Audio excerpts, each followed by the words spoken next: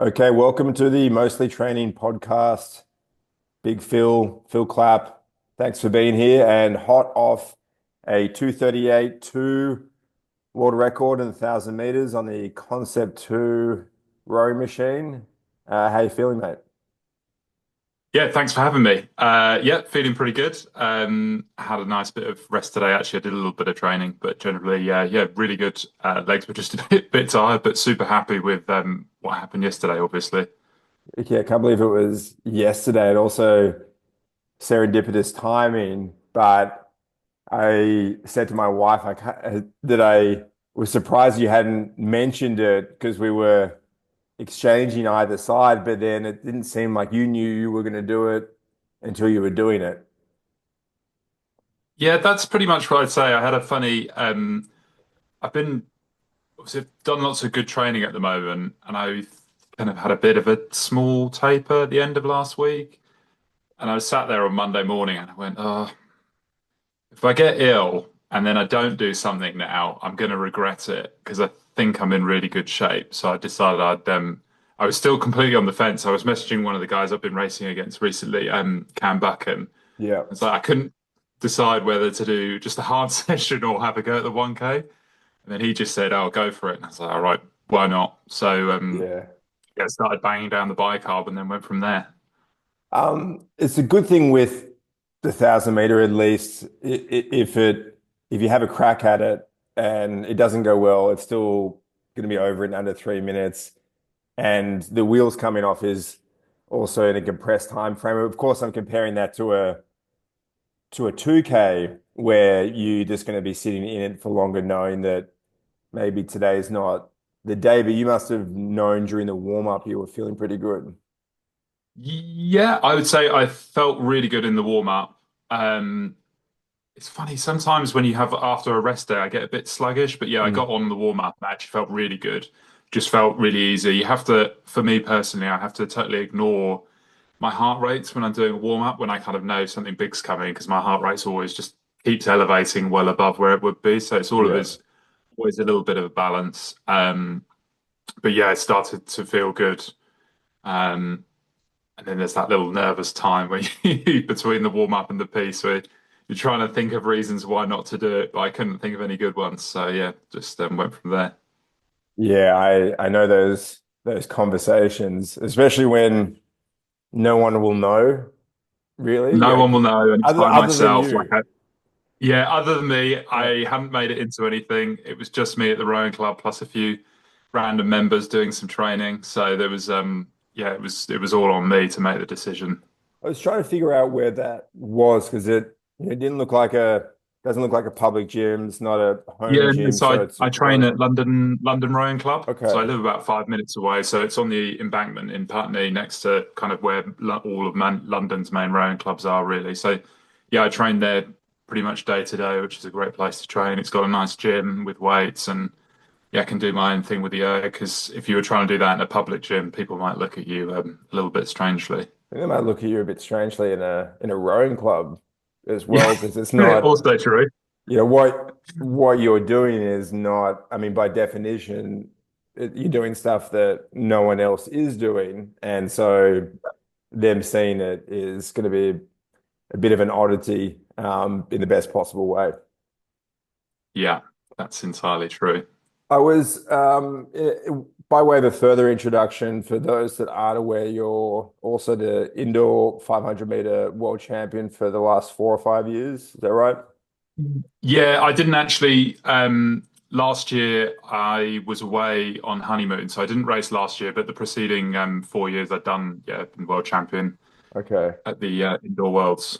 Okay. And the world record holder, obviously, for the 500 meters, Yes. which is a big ticket item, but you seem to indicate that the 1,000 meter performance from yesterday was all in the same ballpark, at least in terms of a performance. Yeah, I'd say so. Like, I definitely. It's a strange one. I'd put a lot of very, very specific training together for the 500, and I pretty much tried like everything that was possible out there. And in the 1K. I think when I thought short term, I went, oh, maybe I haven't prepared quite as well. But then I thought back and I went, oh, well, actually, I've been having a pretty good go at this because of the overlap between the training. I've had a pretty good go at the 1K stuff for the last 4 or 5 years as well. So I'd actually say I was, yeah, very prepared.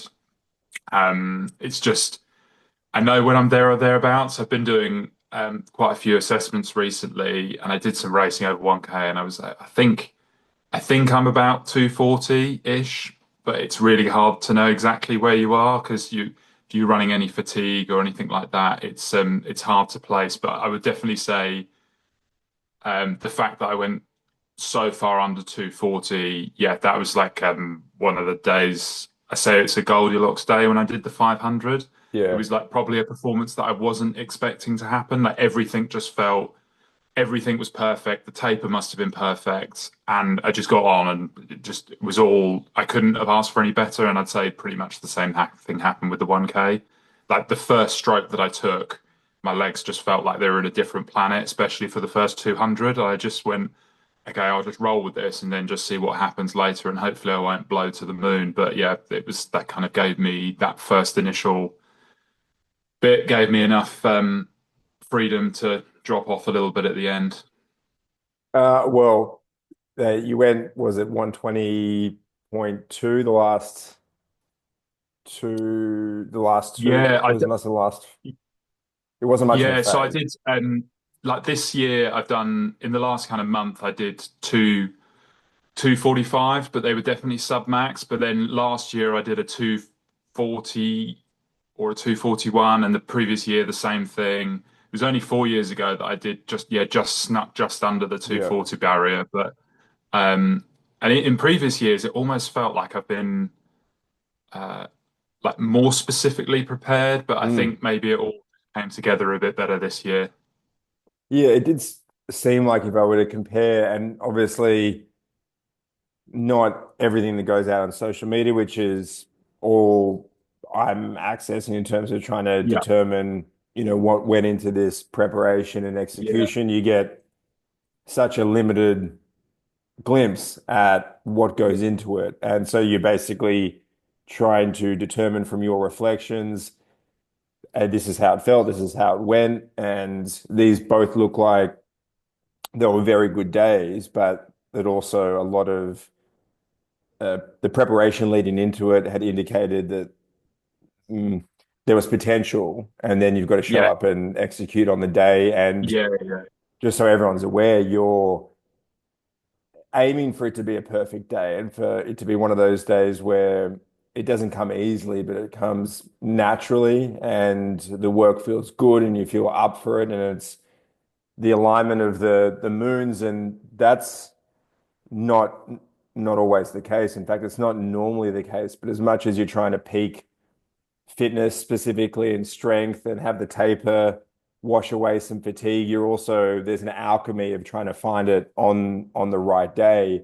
How do you attribute that for the 500 there was a very specific preparation? It looked like it was leading up to a day, whereas this was a little bit more ad hoc. You'd been doing some specific training. Of course, it's off the back of many years of training that's somewhat targeted. And then you've had a recent preparation, which is involving some coastal rowing aspirations, which I'd like to talk about. That included some 1,000 meter work. And then there was an opportunity, obviously, where you could deload a little bit.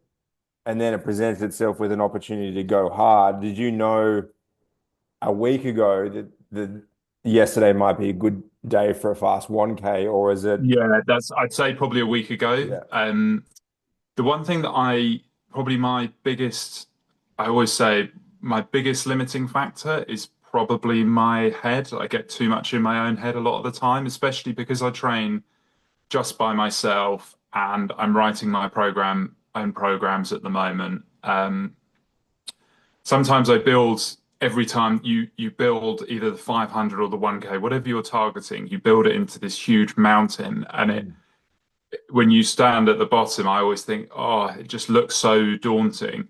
But because the last month, yeah, I've had to do 2 weekends of assessments, which has been there's been probably 4 days where I've done five pretty much maximal 2.5 to 3 minute efforts. And it actually made it easier because I've done so many of these recently. I don't need to overthink about it. If I do it and it's not perfect, then that's also fine. Um, but if I do it and it's good, then I'll be really happy, sort of thing. So a week ago, I knew this weekend, so tomorrow I'm going down to do some racing on Thursday and Friday, and I went, oh well, the best time is probably going to be this Monday because I could train. I trained hard last week, had a kind of easier Friday, light Saturday, Sunday. I knew I'd be quite fresh now, and it's like we'll have a go. And then I'm always it would have been very easy to put it off till after this trial and go, I'll just get the trial done and whatever. But I thought, let's not wait and just t take the moment because I did some good. I always have one session a week, which is my kind of maximal, my gold standard, where I'm doing the race pace or faster than. And I look back and I went, right, that's the fastest I've ever done that session. Yeah. So if it's not going to happen now, like when is it? So yeah, it was a good opportunity to seize. But you had racing either side of it, and presumably against people that weren't seeing the small respite between racing as an opportunity. Like that's the thing Yeah, that's not being said is that this was effectively a break of sorts, but you knew that you were also tuned up and it was a better opportunity yeah, than what else may or may not come down the line because you're trying to it's like a weather system. You're trying to catch it at the right yeah, time and then if not then it even though it's right there, I don't think people can appreciate if you don't catch it at the right time that it might be months or a yeah. year until it comes back around again. So I've got a really good example of 2 years ago. Is it 2 years ago?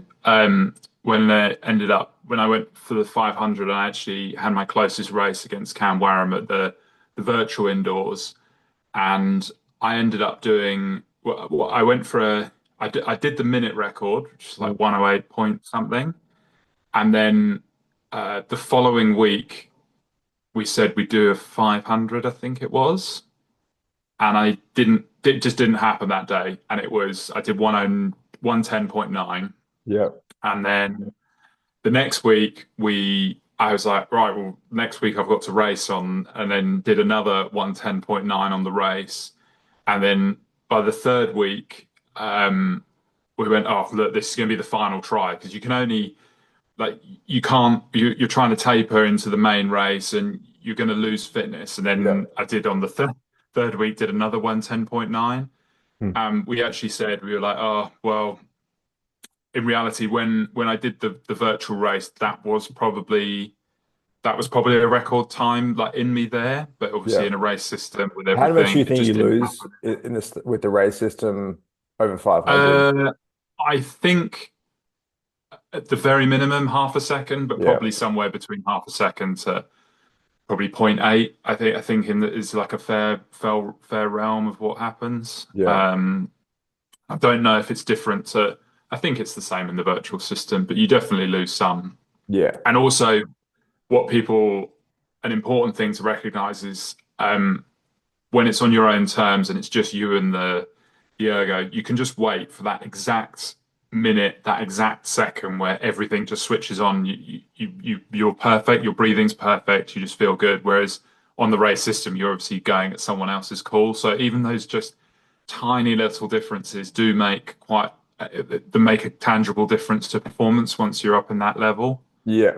I'd also add that the shorter the distance, the more consequential that becomes, not just the race system, because yes, that's going to be more important if it's zero point 0.5 or zero point 0.8 of a second. Call it a second, Yeah. probably not that much, but over 2K that washes out a little bit. But it's more the fact that if it were a 2K or a 5K, whether it's 20 minutes here or there is less consequential as compared to a 500 where you really want things to be right on because you don't if it's not on within the first 100 meters, it's all over. So you Yeah. it's all of this alchemy and alignment becomes more consequential the shorter the distance is. And so you must have been within the ballpark of being in shape to do what you then did, which is go under 110 first and Yeah. only.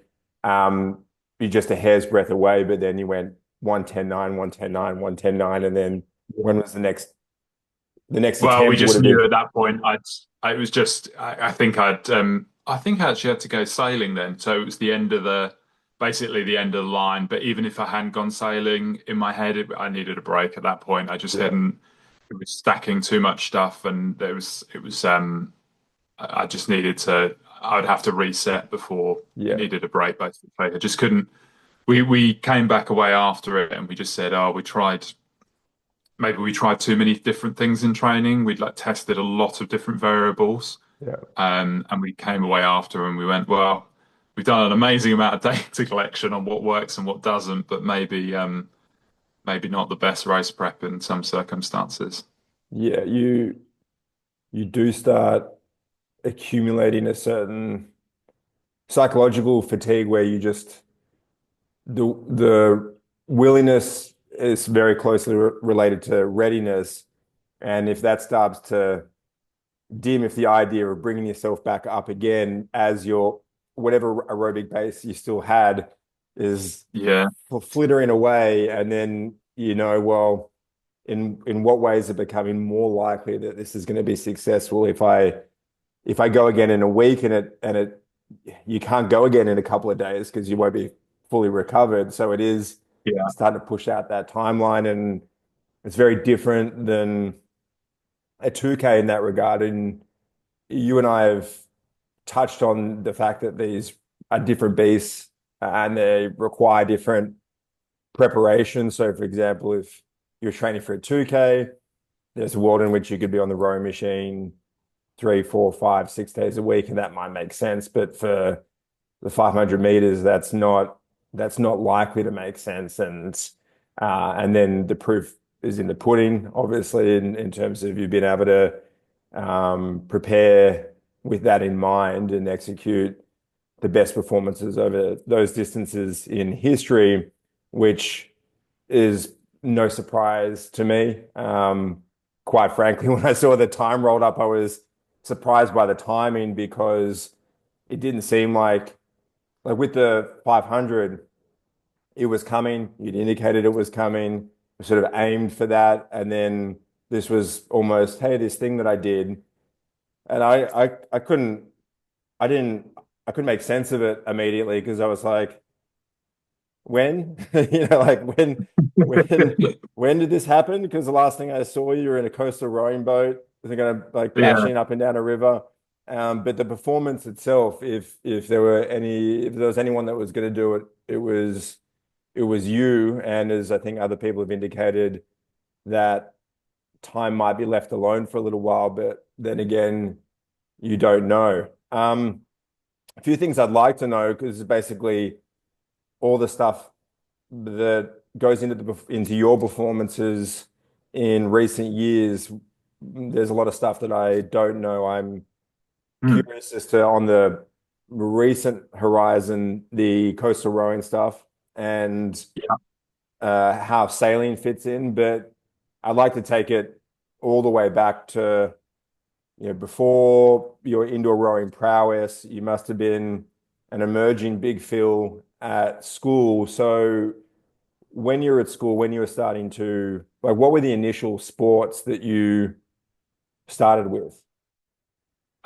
So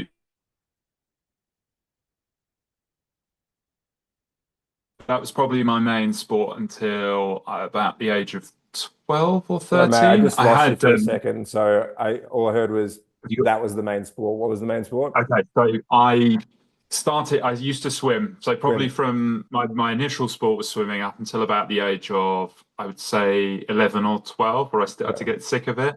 I had really, really bad growing pains and issues with my back, obviously, just from the amount of growth spurts that I used to get. So I had swimming was basically one of the only things that I could do. Hmm. And I would say I was like averagely good. I Yeah. wasn't anything special, but it was Is fine that sort of thing. averagely good now that you're standard because you're benchmarking against the best in the world in, so is Yeah, that, no, I'd say so. I wouldn't, I wasn't even the best in my county, which is like obviously yeah, our little region. So I wasn't even close to that. So I was probably like one of the better swimmers at our local swimming club. yeah, So that was all fine. And then uh, I probably did a little bit of rugby at school because that was the done thing, but I was terrible. And then when I was 13, our school rowed, and basically there was a few teachers that kind of either did rowing or they were involved with it, and they were just harassing me to get me into a rowing boat as quickly as physically possible because yeah, I was by the time I was 11, I was 6'3", yeah, um, and then I was 6'6" by the time I was 13. So it was kind of yeah, had all the right dimensions to make it happen, yes. sort of thing. At the So time, yeah, almost. I'm curious as to what stage those dimensions became too big because that's very rare. yeah. I mean, I would say that this is the kind of I would say all my sporting was pretty like I was pretty average. I would say up until maybe the age of 14, and that was probably the first moment where I started to grow into my body, and my brain knew where the ends of my fingers were and my toes were and put it all together. But generally, even then, sort of 14, and then at 15, I was lucky enough I got taken on by a coach called Tom Jost, who basically made me into the athlete that I am today, I would say. He obviously is starting from a didn't know how to train, growing into a extremely large body, and then through the ages, yeah, 15, 16, really started to turn it on. And yeah, then probably by the age of 16, we knew there was some physiology there that was gonna start doing some good things. Yeah, So I yeah, did a lot of rowing in singles. There's an under 16 competition which GB France, and then there's a Coupe de la Jeunesse, which is a sort of junior European championship below Junior Worlds. And I was able to win that as a 16-year-old, and then I went on to yeah Junior World Championships in a quad at 17, and then the pieces all started falling apart really from there. Unfortunately, I had a pretty horrendous back injury, so I had three prolapsed discs at age 17 with other shit. bulges. So obviously it started to put a spanner in the works. Yeah, We thought it might be all over. It took a solid year of putting myself back together. Sort of carried on trying to build back up to that level that I'd aspired to through uni. Then I had another back injury, same again, and then tried to build up, same again. So on the third time, I said, "I'll call it quits here." Like it's probably fair to say I never even achieved the speed that I had done as a 17-year-old, even when I got to sort of 20. So I knew it was probably time to call it there. It just wasn't the games wasn't on the cards for me. just to go, well, we'll see. It might not have been the right timing for it. Perhaps Yeah. not the exact right sport, but it's curious with a lot of rowers, it's sort of the one you end up with, and then it's close enough that you may as well have a crack at it, but it may not be the ideal sport. When you were in doing World Juniors, how big were you then? So I was still 6'8". I only Yeah. put a little bit more on when I was so yeah 6'8", and I was I think about 93 kilos. Oh It shit. was rings a bell. Yeah, Okay. so pretty. Yeah, I was small. I was very very lean, very Yeah. skinny. Yeah. Um, I I want to think back. I want to say my 2K was something like a 604 or to 607, something around there. Yeah. I can't actually remember. So it was okay, but I would say actually my probably my redeeming factor was actually my technical ability in the boat. Physiology was quite good, but Yeah. I knew how to row well, and I knew how to row a crew boat well. You can see that 6'8", 93 kilos, 17 years old, low sixes. That's all very positive indicators, and that's exactly the sort of attributes that you'd be looking at someone and thinking, okay, they could go on with this. It seemed like that was very realistic at the time. So were you thinking uh, either if I keep pressing with this, I could go to the Olympics or something like it, or was it we'll just stick with this and see where it goes, and then in the meantime you were dealing with in the back injuries as they popped up? Yeah, that was the kind of plan. I mean, all through, I still had the underlying, obviously, dream. The guys around me, there was lots of people at Reading that were either in the squad or going to the games. And obviously, I thought I was on the trajectory when in 2007, but it just, yeah, it never quite materialized. And just Yeah, sometimes it's hard. You see it whether you're young or whether you're in your mid 20s or your early 30s. That moment where you have to the realization that maybe it's time to hang it up, that it's a tricky one to make, but it's always something that you have to make on your own personal terms, I think. yeah, yeah.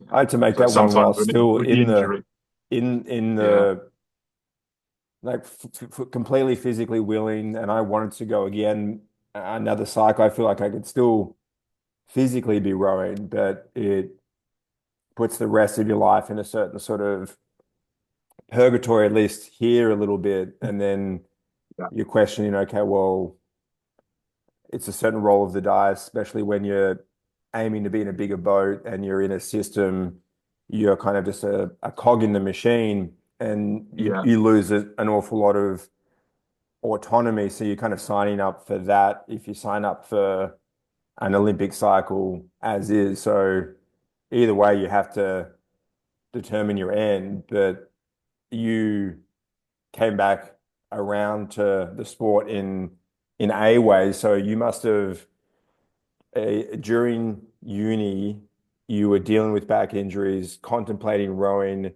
Were you filling out your frame at this time? Because yeah. That's the one thing that could because the injury, um, it just massively enabled me to start putting on. I ended up start. That was when I really started lifting weights because as yeah, the volume went down, I started lifting weights properly. And then really starting to pack on some size. So I was probably, I mean, I was not a big guy. I was because I was always still with the hope to try and row.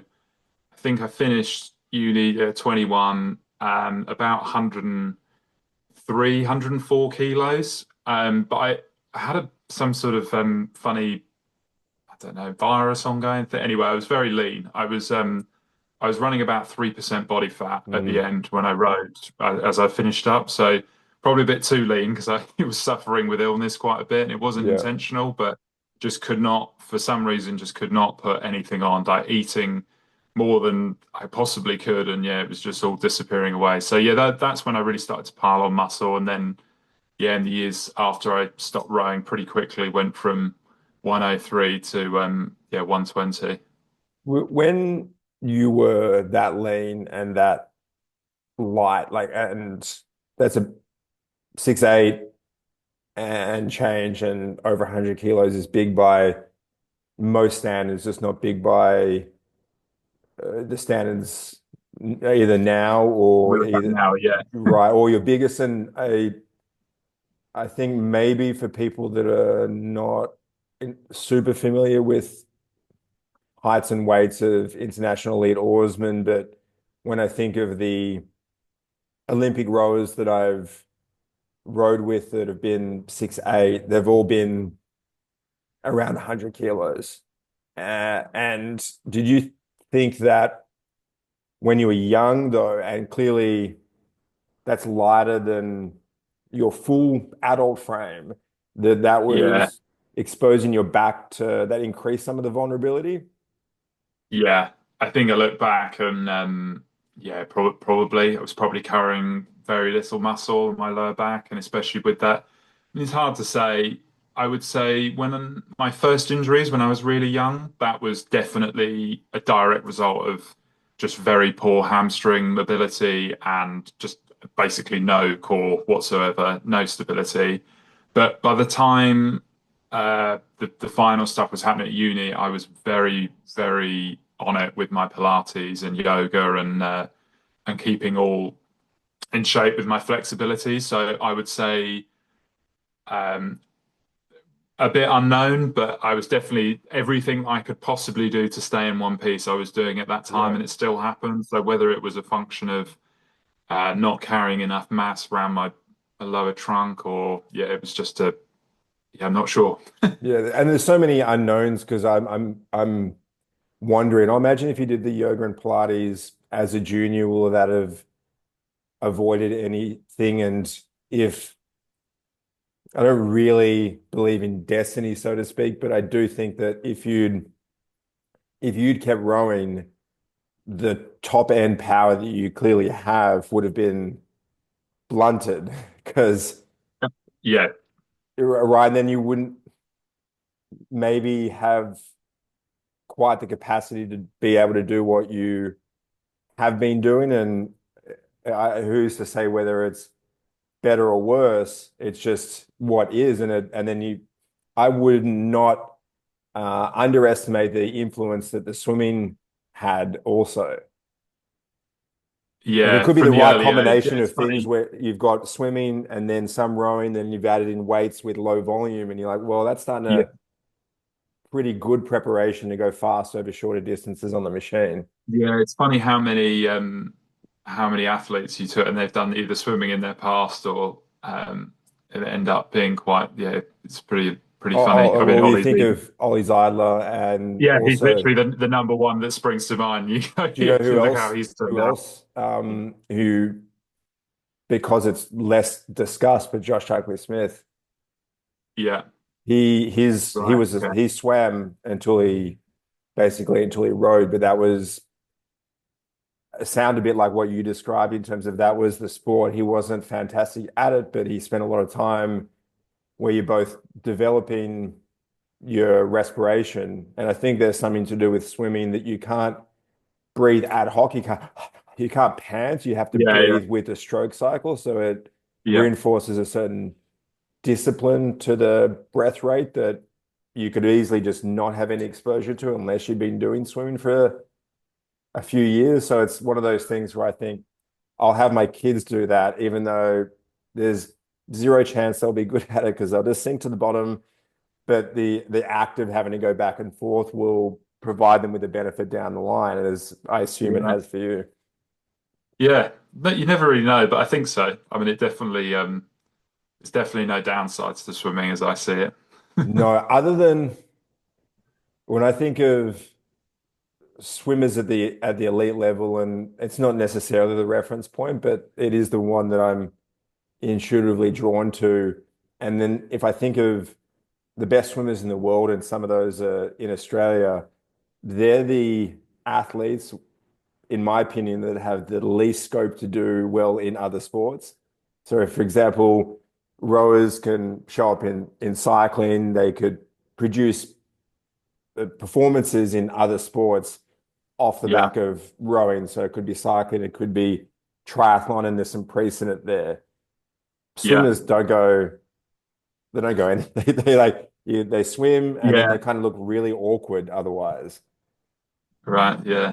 So I think swimming Never maybe is really a thought. development tool, but I don't know if I would, Yeah, I don't know. I've never really thought about it. Yeah, you yeah. do rarely see people transition out. If you watch a swimmer go for a run, then you'll know You why. I've obviously seen haven't Brad watched me Hackett run. go for a run and I'm like, great swimmer. Great, great. And I can't say that I've got, the best running form of all time, but it seems like it attracts certain body types at the elite level. And then so it's Yeah, the body type, and also if rowing at elite level takes off your top end, then swimming for a decade, I imagine, would blunt some other attributes that would be useful in other sports. So it might just be yeah, that I'm sure. specialization thing. Yeah, I think there's always that. Yeah, the specialization aspect always just either favors or if if you want to take some gains somewhere, you're going to lose them somewhere else. Yeah. You can't be good at everything. Yeah. I was my sprint performance, or at least shorter distance performance on the rowing machine, got better largely because I stopped rowing, which Yeah, the volume, and this would surprise most people, but not you. You'd be like, oh, that makes you like done that volume and then you back off a little yeah, bit, which means you can the intensity can go up. But I think with yeah, the rowing, with the volume necessary to be good at rowing over 2,000 meters, is simply too much volume to really help anyone produce good 1,000 meter or 500 speed, yeah. which I be- think begs the that's question. the yeah. People always think. I think yeah. We can go on. We'll go into it because you can. I'm sure you've got some good questions to ask me, and then we can start digging into volume and what's the purpose of it. Well, I still want to know a little bit about how you re-engage with the rowing machine. But to take it back, your parents, are they big people?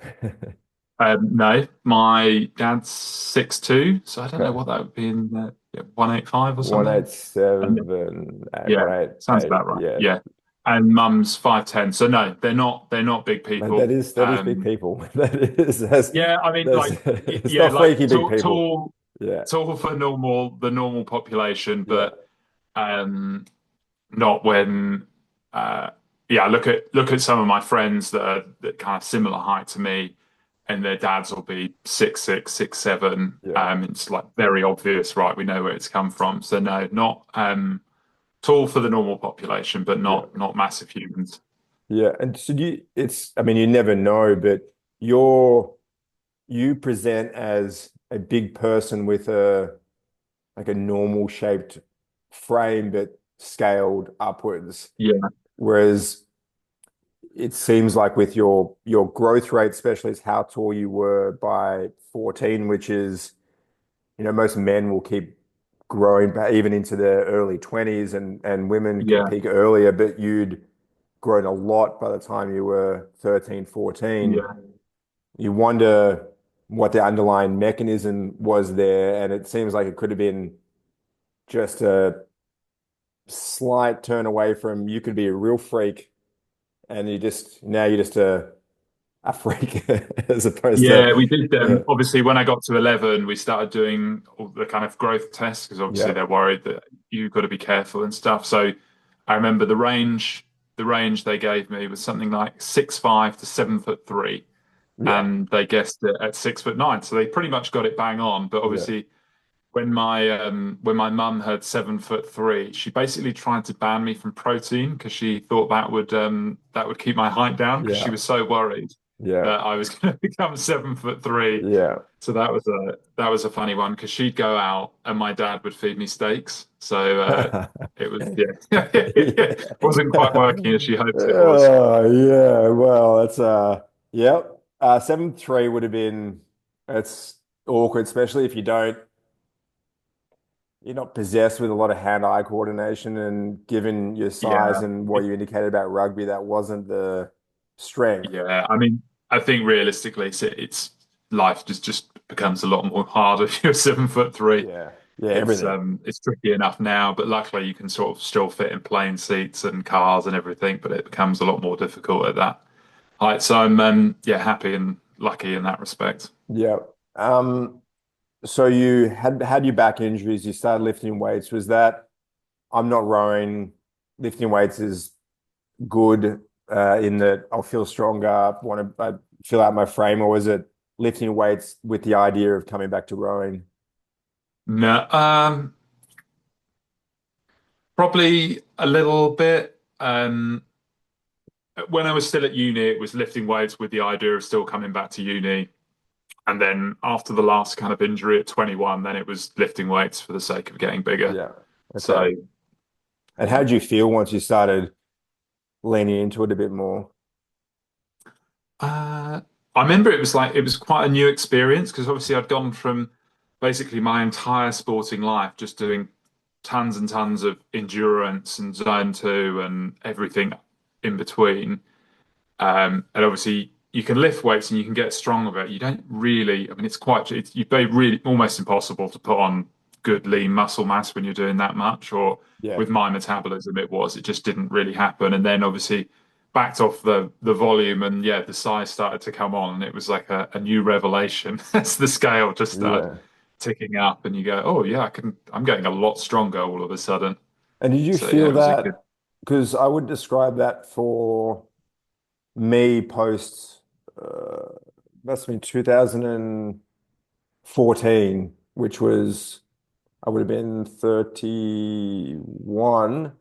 So post Olympic rowing was the first time as an adult that I could eat properly and have my body be the size that it wanted to be, which was always going to be yeah, heavier than it was when I was rowing.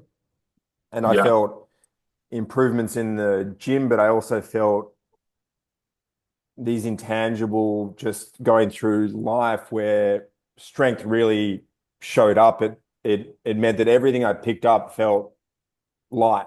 And I hadn't really had that experience before. And when I am selling strength training to people, the obvious is, well, it'll improve your sport performance in a certain way, but I also think that rest of life aspect is pretty important and maybe even more relevant to most people. And it's hard to indicate to someone that what it feels like when strength in day-to-day life is no longer a limiting factor. You can just pick up a thing and move it, and it's not even a bother at all. I'd imagine, given that you had this massive frame that was underdeveloped, and then you put some work into it, your strength and your size must have all developed pretty rapidly. yeah. I think I'm trying to think back. I probably put on I very quickly. I remember that when I had a bit of a break, and then probably very quickly went from 103 to I think I probably did 100, went to 120 in a year, maybe. Now, obviously, Yeah. not all there, not all great, not all muscle Still, by any means. still, that's yeah, Um, but yeah, so there's obviously tons of fat because you're just like, I'm gonna get big, so I'm gonna eat everything. yeah, So there was a bit of that, and it was a process. And then as that was happening, obviously, yeah, as you say, it feels being strong is just a really good feeling. Going yeah. from, I remember just, I think it was like pretty soon after that, I probably hit my max. I benched 200 kilos once, I remember, and I've never done that again since. But at the That's time, really it was, impressive with your wingspan. yeah, no, I've Yeah, never. I did it. I remember just doing a lot of just upper body. I'm pretty sure I wasn't doing any lower body at that yeah, point. I was like, I'm just going to get big. yeah, Yeah, but it was quite, yeah, it's just a good feeling, right? You can go in, you can just, a 30-kilo dumbbell should feel heavy and you can just do anything with it, just move it around.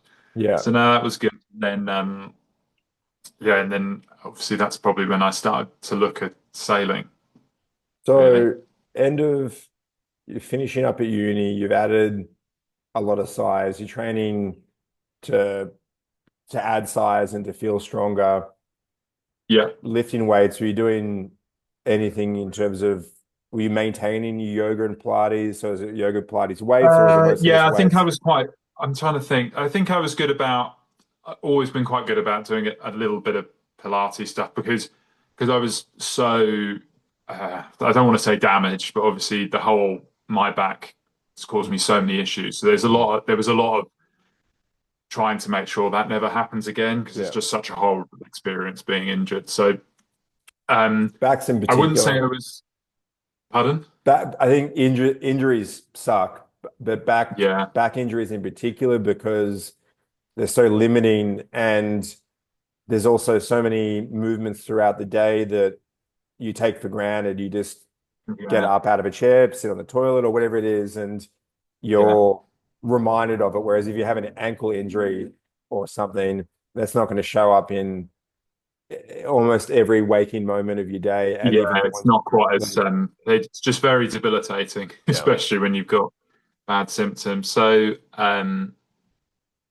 yeah, that was when. Sorry, I forgot what we were talking about We were there. talking What have we about got? adding, we were keeping the Pilates in Yeah, basically so because doing what you can yeah, to so I avoid. kept a bit going, not avid, but probably like the bare minimum to Yeah. to keep myself healthy while lifting the weights, I would say.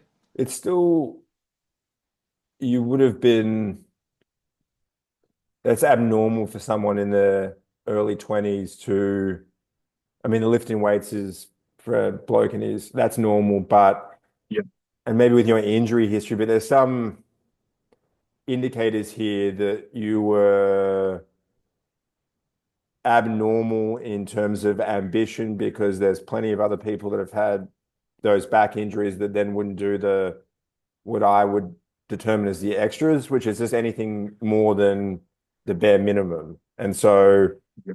I was doing yoga, started as a teenager, mostly because I knew that the sport that I was in, that the people that were better than me at it were all taller, and that this was a range of motion sport, and that I didn't even have the right body type. So in order to maximize my range of motion and have the ability to do that without getting injured, that seeking methods to improve it was going to be just the least I could do. So I was like, I'll show up to yoga, but it's not as though there was other blokes my age doing it. And there wasn't guys I rode with doing it. It just seemed something that made sense for me, which is why I'd imagine you were doing that stuff for you, but you would have been distinct in that. Like I'd imagine if you were doing it in classes, it would have been you would have been the only person there of age, gender, size. Yeah, I actually used to, because of that, I used to just do it by myself Yeah. because obviously it was like, yeah, as a 20-year-old guy, you don't want to go with the 50-year-olds or whatnot at Yeah. the local gym to do your Pilates classes. So yeah, it was a little bit of effort, but it was yeah, tried to tried to keep it on my own terms, I would say. Yeah. I think it's had a positive influence because you do seem to have, even though the force production's gone up and have accumulated more years of training, so there's arguably a bit more wear and tear. It doesn't seem like you've been super susceptible, at least in the last few years, to any major reoccurrences. And honestly, in the last 10 years, I don't think I've lost a day of training due to Yeah. injury. Yeah. I'm going to touch wood there. I had a major injury on the boat this year, but that was an acute Ah, accident, so yeah. it's not fair to represent that. But other than that, um, that's the one thing. Training by yourself also, any any top level athlete should have enough knowledge of their body to know when your body is telling you I'm a bit tender, and then have the brains to just go, right, we'll stop that, stop doing that for 3 or 4 days, let it recover, and then we'll restart rather than going, oh, I've got a niggle, I'll just keep going on it. So when I was respected at especially with the 500 stuff, the high torque, high load, any of the starting practice, that Mhm. is obviously just very, very hard wearing on the back. So I had to balance that quite carefully, and you just make sure that you set the week up around that. You do that, and then you have a couple of days where you're just not going to load up the back in the Yeah. same way. Yeah.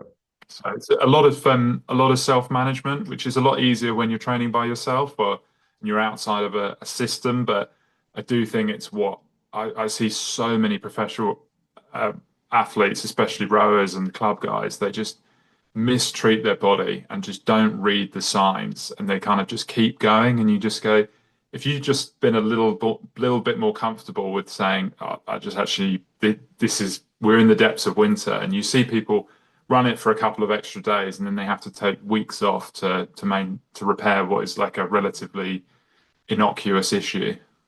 Why do you think that's because if you're, and I guess I've done both. So I have my perspective of being this sort of in-system athlete where you're either in the boat or you're not, and you can feel your absence. There could be some pressure that's intrinsic or otherwise, but you also don't have the scope to develop that skill to be able to pull back because you never really feel like you have the opportunity. But I don't see a lot of British guys that once they're done being in the system, that they go and do an awful lot on their own terms compared to some other countries. And I feel like the British system is more integrated, there's more support, but maybe more expectation. When that all goes away, that an athlete has less wherewithal to manage themselves because they haven't really ever had to develop that skill. Whereas you had to develop it as a 20-year-old because there was no one there to really care about your training at that time other than you. Yeah.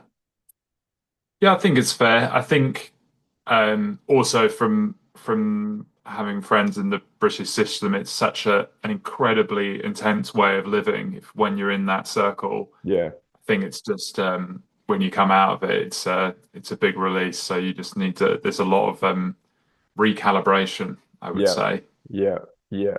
It definitely burned some matches as well whilst you're in it. I mean, there's a way of, I'd say, even for going faster, but 2K, and especially because it's going to be all be 1500 meters for this cycle, that there could still be some with men and particularly with the eight, that a little bit more intensity, a less volume, a little bit better emphasis on recovery. And so athletes are closer to their capacity as opposed to being constantly suppressed. I felt like I was suppressed for basically for years. And then my best 2K was 2 years after I'd stopped rowing. Yeah, And I have absolutely no surprise there. Like yeah, I see so many people, even guys that are coming out of the squad, some of my best friends, and they all think, yeah, probably the same. Like they could have done. You'd be probably. It's just the system's almost limiting in some respects, which sounds absolutely bonkers when you're looking at it from the outside, going, but aren't you trying to be yeah, individually? Everyone should try and be the best athlete, but yeah. somehow the system obviously works for some and then holds others back, I think. I I think what it is that most of the athletes that do well over 2K would also do really well over 5 and 10K. Yeah. And so the training is oriented around them. But then anyone that's a little bit more bottom up is going to have their capacity limited, and then they can't really bring what they have to the table in the same Yeah. way. So if Or they just my, don't survive. I see most of the athletes yeah, that would have been a bottom up and you can't survive the actual training program because you're just too depleted from the endurance stuff. yeah, I'm not sure how I did, to be honest, especially as I was doing, I thought I had to go additionally in the other direction to compensate for that. I thought, okay, I'll be effectively treat myself like a small boat rower. I'll think about efficiency.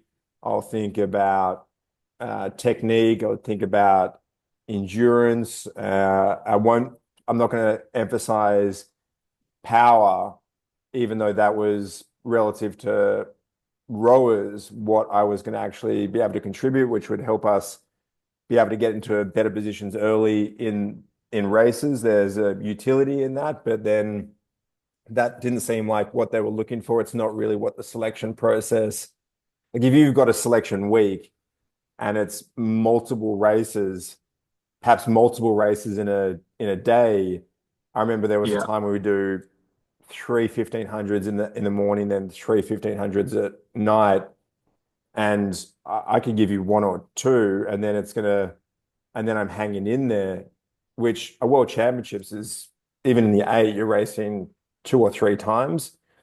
And so the selection process is selecting for athletes that are in principle good at rowing under certain conditions, but not necessarily the athletes that are going to be the best contributors at an Olympic Games or World Championships, which is what you're actually selecting for. Yeah, I see that the bias is so easy to introduce into any sort of testing system, and you Yeah. see the same that I see. So many national systems seem to have the same issue with their testing, and then the guys within the system have the attitude, well, that's how it is, and that's how you need to be able to produce the performance at the end of the day. And we can come on to this later, but people told me that when I went, oh, I'm going to do some of this beach sprint rowing, and they went, oh yeah, well, you need to be really, really aerobic fit because you're going to do multiple races in a day. I said, but aren't the races quite short? Like, yes, it's repeating, but there's still you still have to reference like the performance that you want to do. We Yeah. aren't, yeah, it's really it's so very easy to bias any sort of testing to favor a specific type of athlete, Yeah. which you might like you think you want it, but do you actually want it? Because you've never really given that, or you just don't give a certain type of athlete the platform they need to actually prove that they can do it and perform it in a different way, maybe to the rest of the guys. Yeah. Yeah. Especially I was talking to Hamish Bond uh, on the podcast, and he was talking about the America's Cup and how they, in terms of the cyclors on the Team New Zealand boat, they had guys that are a bit more explosive and then would need a bit more recovery and then could produce more power. Whereas there was athletes like Hamish that could do better at a sustained effort, and it was the combination of those that ended up being pretty useful. Whereas they thought it would be a little bit more one than the other, a little bit more of the go and then go again, as opposed to just to keep it on. And I Yeah, think an eight is a lot like that. Whereas if you could have guys that can contribute to getting the boat out quickly, those are different athletes usually than the ones that can sustain that, and that a combination of those is useful, but that when you in the process just renders it to the sustainable guys, then you've got these crews that have you maybe a good 2K average, but they don't get to the 500 quickly. yeah, But I feel like we are just preaching. We could just sit here and circle jerk each yeah, other. Um, with sailing, so you'd added some size, and then how did sailing become an option? And I'm curious as to that seems like if it started then, that's overlapped all of your indoor rowing and yeah. So it started about the same time. So it was about 2014. Mhm. Basically, when I obviously stopped rowing, it was like almost unfinished business because I'd stopped on my not quite on my own terms with my back and stuff. And I was like, oh, I just think I've got more to give to sport. Like I just felt like I was capable of more, whether I was or I wasn't, I didn't know. But I still had the drive, and I was working on a building site. I had a friend, and I'd been sort of messaging them, and I went, I really want to try this sailing thing. And he was actually sailing on a boat that's pretty much exactly what I do now. And he said, Yeah. look, just come. He said, come along. You could just help us on the land and help in the tender. So I went and did it. I was like, this is cool. And actually, one of the guys ended up getting injured on the boat, which was very sad. But for me, it was fantastic because I got to take his place. So, Yeah. and then I was lucky that the guys then and both now are all very incredible sailors, and they were able to teach me. So it kind of took it on as quickly as I could to learn what I needed to do about Have you had grinding any to be able to exposure to sail. sailing prior to being on the work Like site a with tiny this? bit as a kid, Yeah. like a little bit. My dad used to like a little bit, so yeah, a small amount of dinghy sailing, but Yeah. in terms of that level of sailing, absolutely not. Like No, the no fact that grinding. no, Yeah. no Yeah. grinding. Yeah. I got on the boat and there was multiple gold medalists, multiple America's Cup winners. Like we're on a completely different planet. I'm there and I've just got basically no idea what's going on. So just trying to be a sponge and absorb everything as quickly as possible. But obviously we kind of 2014. So I've got big. So I'm about 125-ish kilos at this point. Yeah. And with sailing, it was great because people would just look at you and go, "Well, you must be strong and you must be fit because you're Yeah. that big." But that's what So I it would have was been quite good in thinking, that. right about the time the bloke was injured that gave you the opportunity, you'd have been okay. Yeah, Who's available? Maybe yeah, that guy. He's yeah. seems like That was he. basically it. I was just sat on the tender, and they went, "Well, you can come here." So Yeah. it all kind of the stars aligned, and then yeah, never quite stopped. So just went from there and kind of learnt a little bit more each year. Got to sail slightly better boats each year, and yeah, that was about it. So I'd say So, and you're so for everyone that might may not be aware, you're still sailing. Is sailing that's work?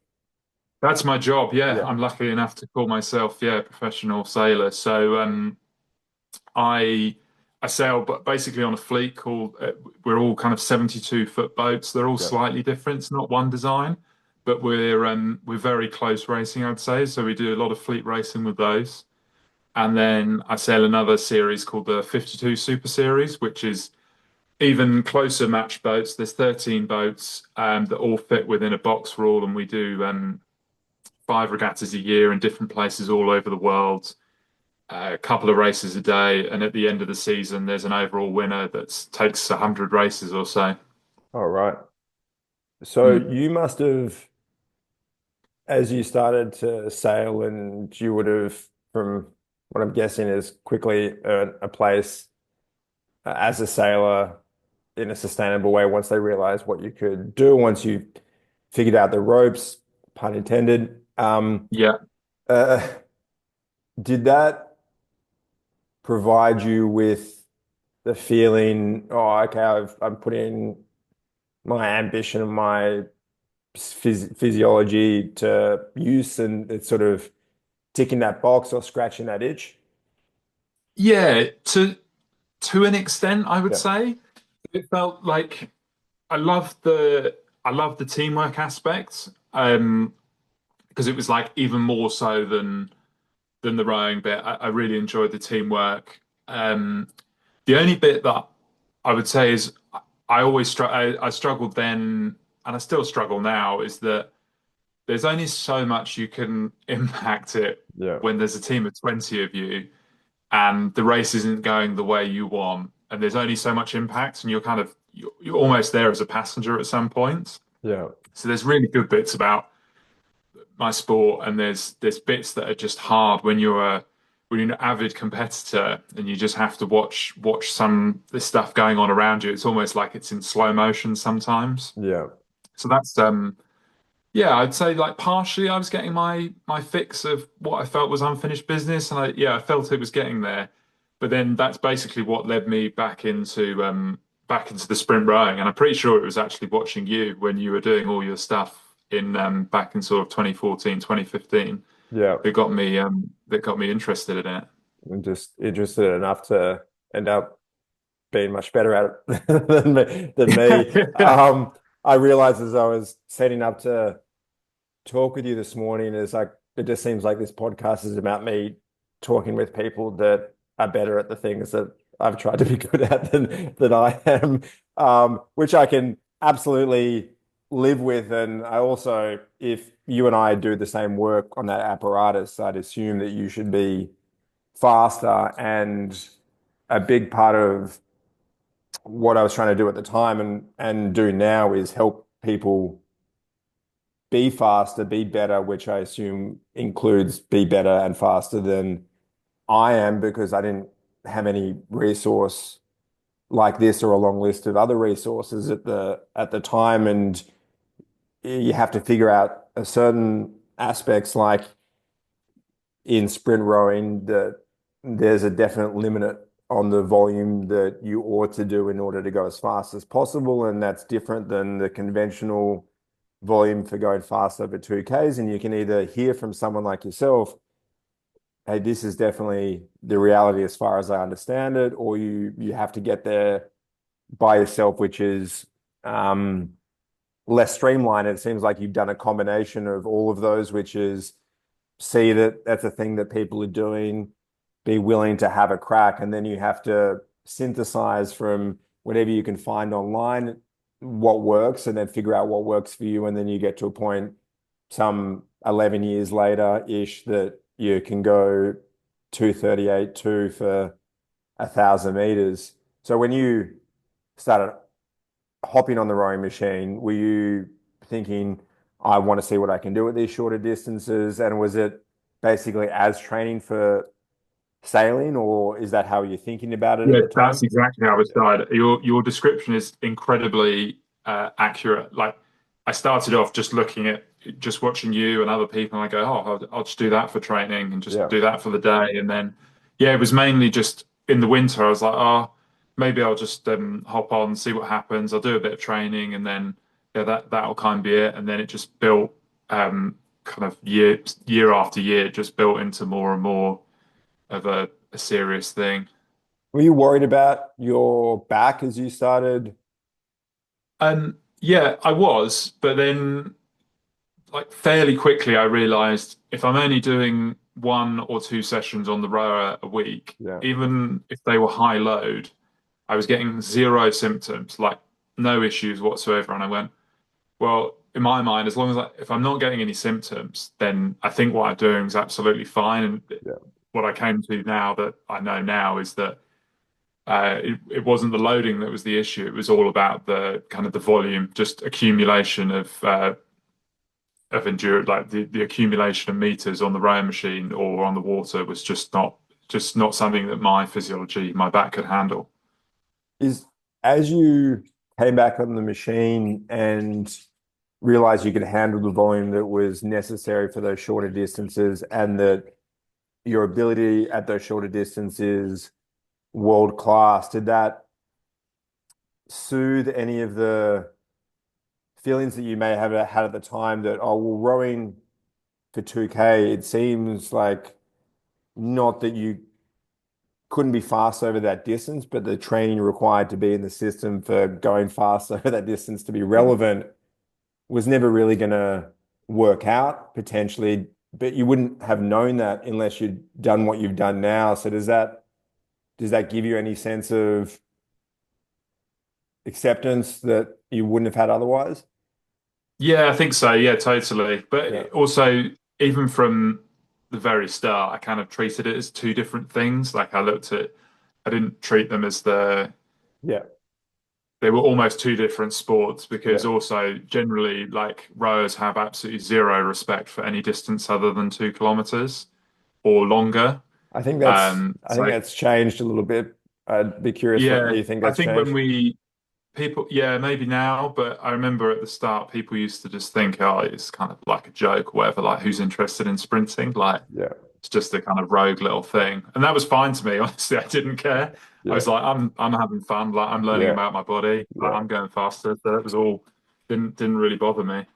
Yeah. I don't think at this stage it's obviously a 2K is the blue ribbon event, and it's also the one that has got the most data points. You've got every Yeah. school rowers. That's the benchmark. So it's the litmus test, but I also think you've had enough athletes that have been targeting just the machine to make the erg scores more relevant, and then pandemic influenced some of Yeah, definitely. the Kiwis were doing over the longer distances. And like, okay, well, you got these world-class athletes that are targeting a half marathon on the erg, then all of a sudden a minute is more relevant than it Yeah. was before.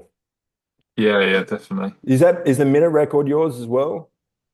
No, the guy Cam Wareham, Yeah. he's the Canadian guy. He beat me by 1 meter. So Okay. I broke it, and then I think it was honestly the next day he went for it, and he Okay. broke it by 1 meter. And I went, oh, that was when we had the 500 race. That like 4 days after that, I went, Yeah. oh dear, this is going to be on now. This is going to Yeah. gonna How did have he to do on go the hard for on this the on the one. 500? Pardon? How did he do on that 500? He lost to me by zero point 0.1 of a second, Okay. so very very close. Right. So in the same ballpark. Yeah. So you were sailing and then starting to erg as part of the training, and then I'd imagine as soon as you got back on the erg, you would have been producing numbers that you wouldn't have seen before. Yeah, Yeah. like I remember I got on and I was just like doing stuff. And I was like, wow, I never really to do this. Also, because you'd never do a session when you're rowing, like you'd never just go, oh, I'll do some 100 meters or I'll do some 200s. Like you just wouldn't.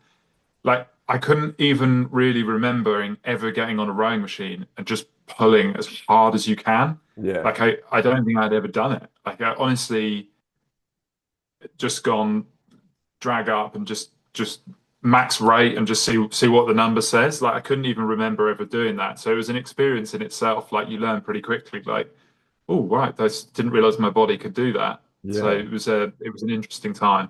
It's probably your body couldn't do it until it was Yeah, doing it, and it was only able to do that because you weren't doing that other stuff. I think yeah, in rowing it, you rarely do that sort of stuff because no one's asking you to, and yet you have to do all these other things. So you do all those other things, and because you're so tired for the most part, it never really occurs to you. You don't have this extra energy to no, expend no. on a maximal effort, and your maximal effort is not maximal anyway, so it just never It's just a comes kind of up. depleted, yeah, 75% Yeah, effort.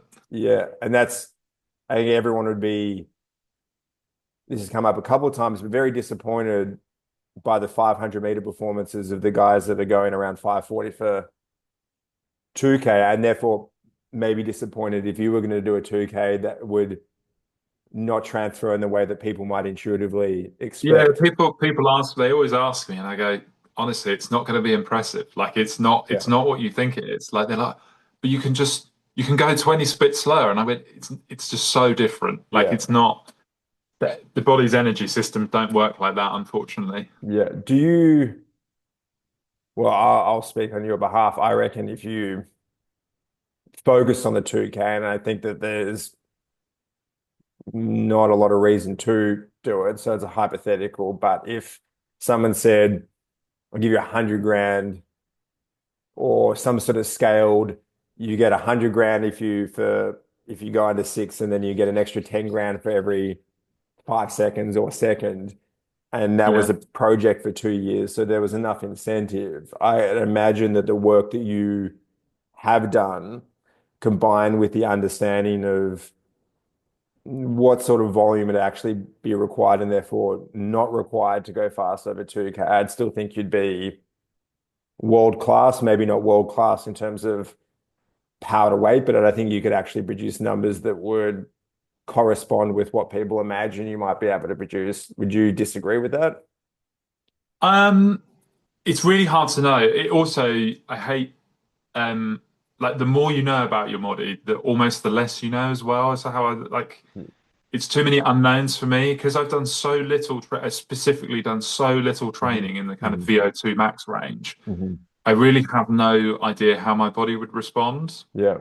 And I look at my kind of zone two stuff, my threshold stuff, and in reality, it doesn't really move on very much. Like even if I'll do 6 months of really good training, I'll make a small amount of gain, but then I'll go back and I'll retest some sort of like uh, anaerobic stuff like a 1K piece, and I'll be like, wow, I've got loads quicker on that. I've got quicker on that than the threshold stuff that I have been training. Yeah. So it's almost like my body, in my head, my body wants to respond better to the sprint stuff, but I don't know if that's a part of the, in the back of my head, I'm always thinking the zone two and the threshold stuff is just that's The just the means to an training. end. It's not Yeah. the that's not the focus. So then you just perpetually in this cycle. Whereas if you were going, I want to target a 1500 meter, or I want to target a 2K, then yeah, it's probably going to be different. But whether it would be really special, I just don't know. Maybe too The, tr unknown for me. the tricky part is the really specials also would be very, very high standard because based on what you've done.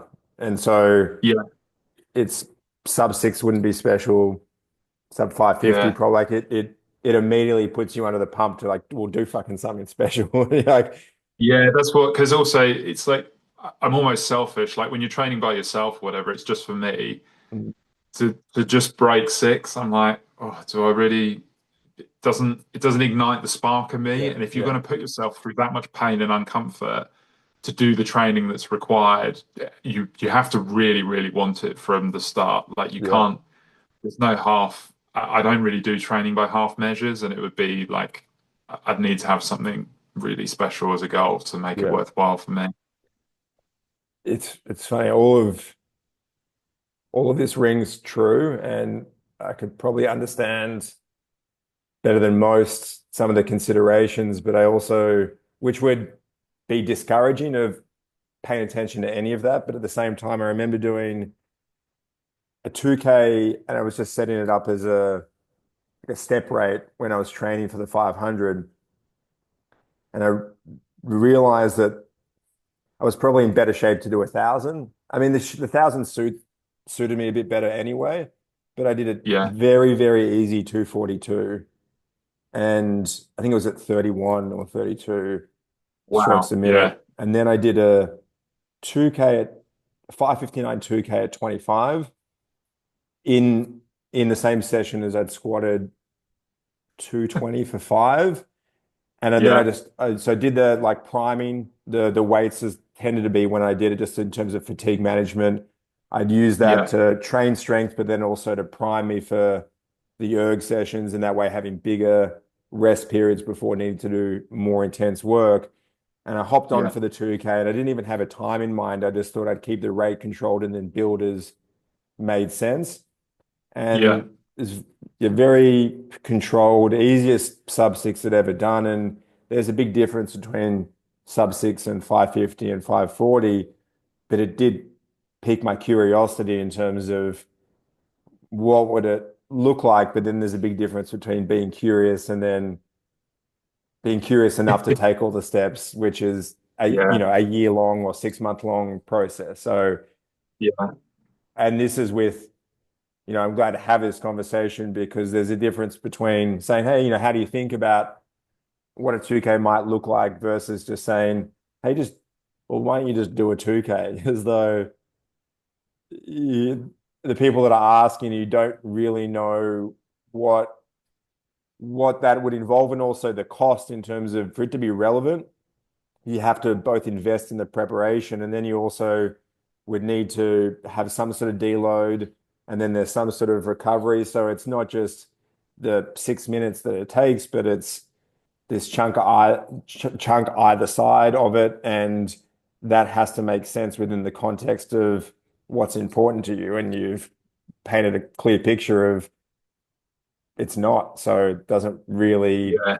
yeah, yeah, I'd be but much more interested to do like when I look at this, I'd be way more interested to test a 1500 now. yeah, yeah, Like it kind of someone asked me this and I went, yeah, but I could actually get behind that right now. yeah, And I would get behind it purely to prove people and I might fail. Like the hypothesis is I think you can do the training a completely different way to how everyone trains for the 2Ks in national yeah, systems as is. yeah, yeah, And my hypothesis would be, I'm going to prove it to you that it can be done a different way. Like yeah, you'd be coming from the bottom up rather than the yeah, top down. yeah, Um, and that's probably the only reason why I would yeah, do it. But I'd be interested just to see if what was possible and from that perspective. yeah, Because obviously you're going to get guys like Ollie Ziedler and Simon Van Dorp. They're still coming top down, and they're going to start. They're going to be super quick over the 1500.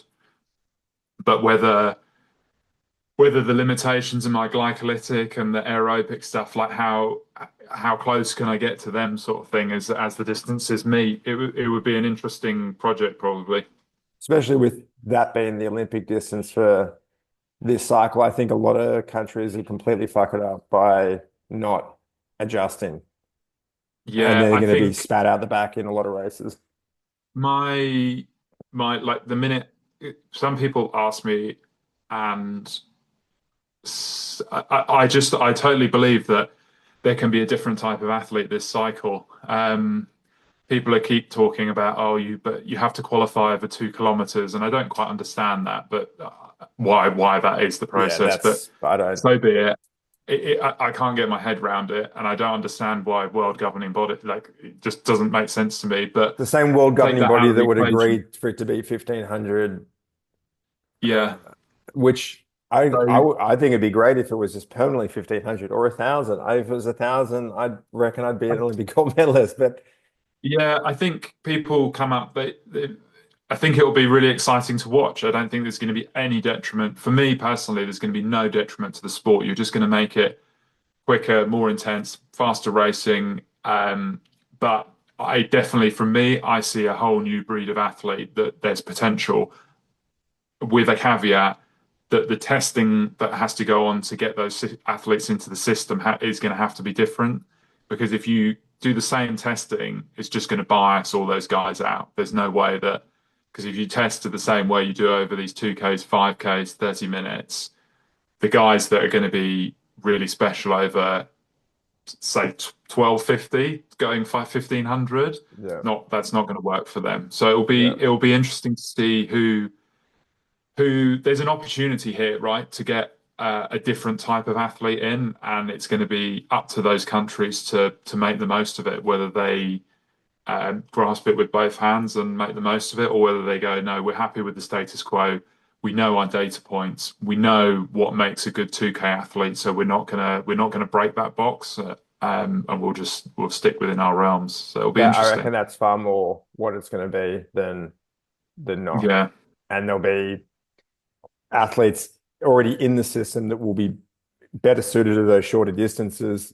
That would have included me, but then that would have never been visible yeah, because of the selection process. I yeah. remember, You almost need like a year out to do your own thing, and then come back together, and then go, oh, this is my natural. This is what I'm actually capable of when yeah, I'm but then you'd kind of have on to my come own back and terms. have a testing that Yeah, recognized that. Even in testing that we did variations of this where it would be where we'll test 30 minutes and we'll do a 6K and a 2K and maybe something shorter, but we'll do it all in the same week. And so by the time you get to the shorter stuff, anyone that would be good at that is already cactus. Or the yeah, fact that the selections for the whole season, the thing that would set you up for kind of how you're seen in the pecking order was going to be two 5Ks on yeah, like day one of the start. And so yeah, yeah. like that's what it is. I will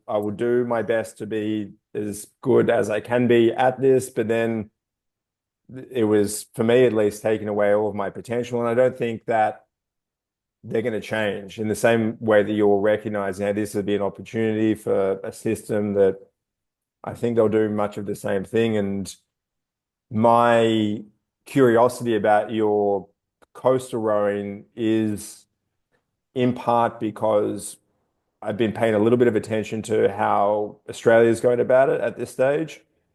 Now, coastal rowing should be a sport that Australia is very good at. We Yeah. have not only do we have a lot of flat water rowers, but we've got a lot of coasts. We've got surfboat Yeah. rowing. There's a lot of precedent for people growing up and being familiar with the The coast and the ocean. waves, the ocean. Like that's Yeah. me. I fall into that category. But I think that they're just going to get the guys that don't make that maybe don't make the flat water team and then hope that they can Yeah. row. Whereas it seems like the GB team at least is going, what are the athletes that may be very good at this, treating it something completely different? And it seems like the process that you're doing at the moment is exactly that. They're figuring out who might be good at this emerging sport because as far as you, me, and everyone else is aware, the gold medal that they give for coastal rowing is just going to be just as gold as the medal that they give to the men's eight. Correct. Yeah, it's going to be an experience. We're doing lots of different assessments with the British team, so they've come into it with an open mind, I How did they think, and they're put out just trying to work. the call for? They didn't really. It's just because I'm friends with Cam Buchan, he did a lot of sprint rowing last year, and I Mhm. was chatting to him just about training really, and he said, "Oh, actually, we're doing some testing after Christmas, and there's a day of land testing." And I was like, "Oh, well." So I just emailed the head coach and I said, "Look, I haven't done any rowing, but look, why don't I come down to the land testing and I can just be the extreme figure for you, so I can be that total outlier, like the tallest, the heaviest, the strongest. I'll do you 1K and some other bits." and that'll give you these kind of outlier data points. So then you can work back from it. And I just thought, look, I'll be helpful. Like rowing's given me a lot of opportunity in life, and I kind of just wanted to be able to give back a little bit. And I was like, if I can help some of the athletes in the system show, look, you can rewrite what's possible, because until someone does something, if you said to someone, if you knew the best 1K you could do is 2:45 and you went, oh, two 2:38, it's just not possible. And then Mm. someone comes and does it, you're like, oh, well, that's the new standard. Like then we Yeah. work back from there about how hard can we push in training and stuff. So yeah, I basically just got in touch and I went, well, why don't I come down? And then yeah, he said, why don't you go rowing as well? And I went, so that's how that started. And is it immediately in coastal rowing boats, or was it, did you get out in the single? No, no, so I hadn't been sculling for 13 years. Yeah. So I did I did one short kind of little 4K session out in one of the coastal singles, which was Hmm. good. I mean, Hmm. it helped a lot. When I said it that I'd go, I was like, oh, this could be an absolute shocker. Yeah. But I think the stability of the hull, because they're so much wider, I was amazed how much muscle memory and motor skill I remembered. Yeah. Pretty much just got in, was like remembered everything, like was just rowing without even thinking about it. So Yeah. that was a great step. And then yeah, 2 days later went racing in it. So And I'd imagine the progress of that is we also keep that in-house for this stage. But I'd imagine for you to be engaged with it as you're describing that things have evolved from, I'll just be here to benchmark against for the benefit of others to now you're having a crack or at least kicking the tires on it. Does that mean yeah, your so ambitions have evolved? yeah, well, I'll tell you one bit of data. So that we started off the water. So it was a load of men, load of girls. We just do on the lake at Caversham, so the National Training Centre. Yeah. Just we were going to start the very first kind of piece of testing was flat water. So we did a time trial in the boats, which was some rolling 250s, like with short gaps and stuff. Yeah. And I was last because obviously we'd had a joke before we went out, and I was like, well, I'm not sure I can remember how to row, so I'll just try not to fall in. So anyway, I Yeah. was last. Came in, had absolutely no idea how I'd got, because I had nothing to judge off my speed. Anyway, come in, having some breakfast, and the results come out, and I was like, oh wow, I've come last, but I'm actually like within the realms.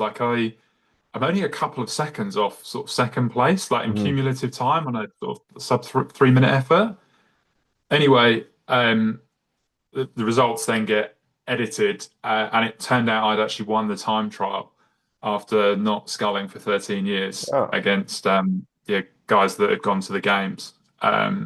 So it was like complete reorganization of my brain, what was possible. And I went, oh, yeah, maybe I'll just roll with this and see what happens. So yeah, what started as I'll just become a bit of a data logger. I was like, oh well, I'm having fun, and yeah. we'll just see where it goes. And that's kind Yeah. of where we're at right now. Okay. But I, yeah, much better than I thought.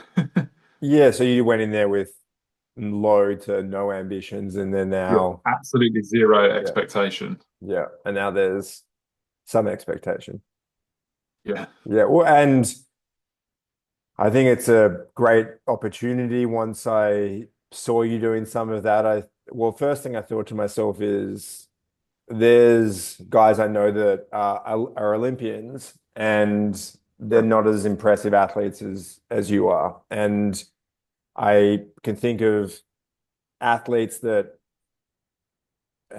have these great attributes, ability to produce performances, which means they have the physiology, but they also have the mental disposition to be able to execute, which is sort of the requisite skills to be an elite athlete. But that yeah, at the Olympics, it's very specialized. And if you don't fit into these categories, there might not be a spot for you, even if there's an athlete that's not of the same standard. And so I think you're just doing just fine, but it would make perfect sense for you to be able to line up at the Olympic Games and to see an emerging opportunity that aligns with your energy systems, and it would be off the back of all of your training history. It seems to make quite a lot of sense. Yeah, I think like my main, I mean, some of my main worry was obviously just generally being too big because Yeah. forever someone said, "Oh, you can't be more than 100 kilos when you row, like your boat's going to sink or whatever." So pretty much prove that one wrong out of the blocks. Like, obviously we're floating, so it does make a difference, but Yeah. it's and then it came down to this, oh, well, you're going to need to do multiple races a day, so you need to be incredibly aerobic. Like, you're going to have to be as fit as the guys in the squad or whatever. And we've done plenty of testing, and it turns out that that one probably isn't so true either. I don't seem to have my drop off isn't worse than obviously my first race out of Yeah. the day is better. Yeah. Yeah. It's high quality, but it isn't like I'm not falling into a dungeon by the end of the day. I just have a slightly more drop off than some of the other guys, but it's not the end of the world by any means. And part of that would be that you've also been doing aerobic training fairly consistently.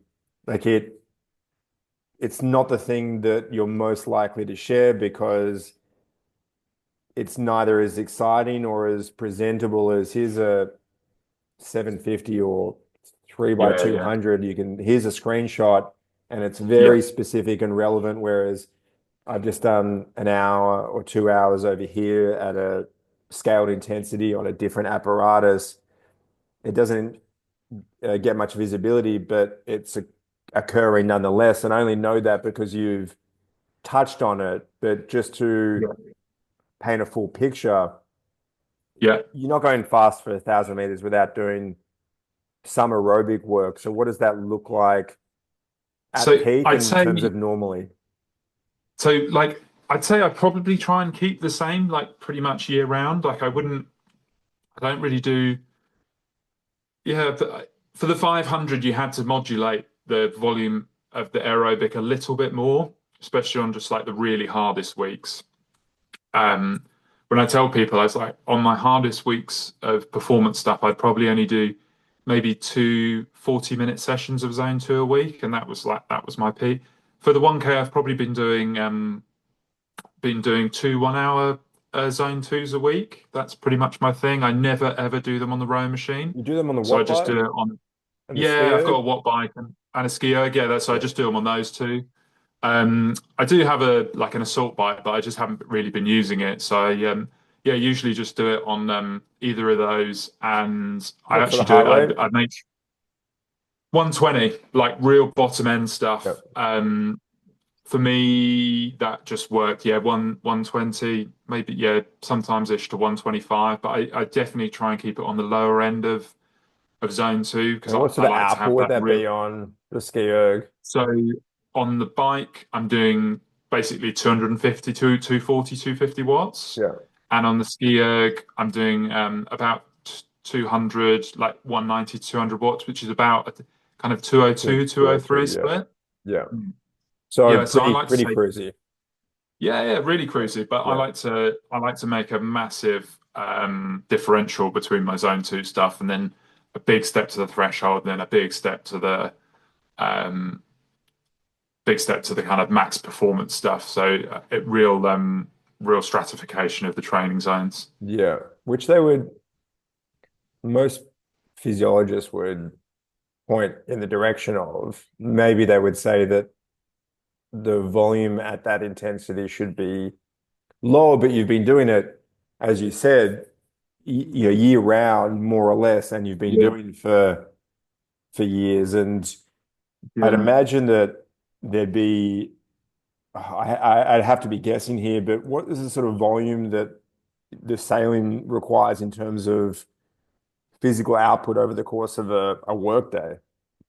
I mean, it's not the tailing. If it's windy, it's like it's taxing, but I'd put the caveat the training that I'm doing for the rowing is far harder than the kind of hardest day that I'll do sailing. Yeah. So it all fall like it's helpful, but yeah, like the biggest windiest day out is still probably not as hard as when you're doing like a real hard maximal day. It's just a bit of a longer drawn out day. But then that has some benefit too, especially if someone Yeah, said to you in a week from now, we're going to measure your output over a certain time domain yeah. compared to everyone else in the world. I mean, what would be the duration be? Of for sailing, Oh no, how for long we say? any, just like, hey, we just needed an energy system. You could pick your apparatus, whether it's an erg or an assault bike, or just how much power you can produce for a period of time. Yeah, I think for me, for example, would be around 2 minutes, would be 2 to 4 minutes somewhere, and it would be my preferred energy system. And I'd imagine for you, it'd be not too far off, but maybe tilting a little bit shorter. So maybe yeah, definitely. Yeah, I'd say probably like 1:30 to 2:30. That's probably like my absolute peak. Yeah, right. that's gonna make me look good. Yeah. And that being the case though, that you having to just even move your body for hours, even if it's at a very low intensity, does provide Yeah, that's that T1 that they would recommend people do, but then that only makes sense when you've got a lot of time to train, because if you've only yeah, got an hour, 90 minutes or less than per day, then yeah, spending that time doing T1 is probably not going to be that fruitful. But then that's how I can rationalize people going for bike rides that are pretty low intensity, but they good duration, because it's hard to otherwise get that. And I think it does contribute to your ability to probably reproduce efforts. yeah. I think so. There's probably a bit in that, and then I think people also like. I mean, people laugh at me when I say it, but you do get a little bit of aerobic benefit from doing like when you're doing your weight training and all this kind of stuff. So it does sort of build up slowly. Like if you just have an active life around it, like if you were doing VO2 max stuff, probably not so important. But when you're doing sprinting, like even just going for like a decent walk and stuff, like Yeah. does actually start to make a difference, as you say. You just start building up that really low Who are intensity these stuff. people that laugh at you? Like, I put a lot of Honestly, stock, lot like of stock in most, like results. tons. So They don't, yeah, you can, if you said to me, I did A, B, and C, even if it were just absurd at a glimpse, I would think, but the results are what they are, and yeah, then it makes the methods that produce those results hard to dispute, even if they yeah. don't intuitively make sense. Like, my intuition is towards the things that produce results. The results is what, Yeah. I think it's like the one that always just boggles people's minds is when I do the heat training. You got the paint suit on and you're getting your core temp right up. People just look at me like I remember I did it a few times at the rowing club, and people were just like I could literally see them just going, what's this joker up to? Like this is ridiculous. Like there's no gain in this. I ended up just doing it at home. But it's like I think people like to stay within their comfort zone, and then like doing something that's wildly out of it that sounds silly. Like you say to someone, "Oh, I'm going to do a sprint session. I'm going to do less than 2 minutes of activity, and that session is going to take me 2 hours." yeah, And a lot of people will go, "Well, what are you doing? Like, there's no way you need that much rest." And like, well, actually, as you say, the result kind of proves that you do. The conclusion is, yes, if you want to go that fast, yeah, that session does work. yeah. But That's it's what it has to be. If without that rest, you don't get the amplitude. You have bigger yeah, peaks and bigger yeah, troughs. And I also yeah, think people don't appreciate that you going for a walk versus someone that's 90 kilos going for a walk, there's different demand. yeah. I've never actually thought about that, but yeah, you're probably true. At all stages, the demands Yeah, are higher. So you doing heat training was gonna cost you more, maybe more stressful than a typical endurance athlete, maybe someone that's say 5'10", 75 kilos, they're gonna get less stimulus, but and therefore Yeah, less adaptation, but it'll also be perceivably less stressful for them. And then that shows up at all in all domains. So going for a walk, but it also means when you lift weights, that the muscle required to move the weight is going to have an increased aerobic cost compared to someone that's arguably more efficient, even if the weight is lower. Yeah, yeah, exactly. It doesn't, and I think until you have that experience, that it's hard to. I wouldn't think that it even needs to be explained other than this is what I do and these are the results. And you that's basically draw. what I've come to now. Is that I tried to say to the people that said, "Oh, what?" And I'm like, "Look, I'll just tell you what I did, Yeah, and I'll show you the result, and then you can make your own decisions." But there's no there's no special sauce here. There's nothing else. Like there's no like it's pretty simple what I did. yeah, It's not out of this world. Like the training ideas are different, but once you actually come at it from a fresh angle and then you look at it and you go, well, actually, does that training make more sense than what everyone else is doing? Well, make your own decision, sort of thing. yeah. I think I must have been the right amount of separated from when I was trying to figure some of this stuff out for myself when you would have been paying attention around when this Yeah, 2015-ish yeah, onwards. definitely. Um, I didn't have any of those conversations. I was just working on it and Yeah, I wasn't asking for opinion. It wasn't visible and I knew how it yeah, felt. And when you're doing it on your own, as opposed to when I was in a crew and you're like, if I try something different, doesn't work, I'm letting down someone else. Whereas yeah, there's no risk of that here. So let's try do things differently. And also, I firmly believe if you're trying to do something that hasn't been done before, but which is any world record is by that is that by definition. And if that's the case, then you need to be prepared to do something that hasn't been done before, which isn't yeah, necessarily doing it bigger or faster or longer, but it might just be different because that might be a different stimulus. And there's so many things we don't know. And so to be steadfast that this is or this isn't the way, especially when the way is only validated by those that produce the performances, which is basically anything from a minute, call it your world record or thereabouts to yeah, 3 minutes, you're the guy. And therefore, yeah.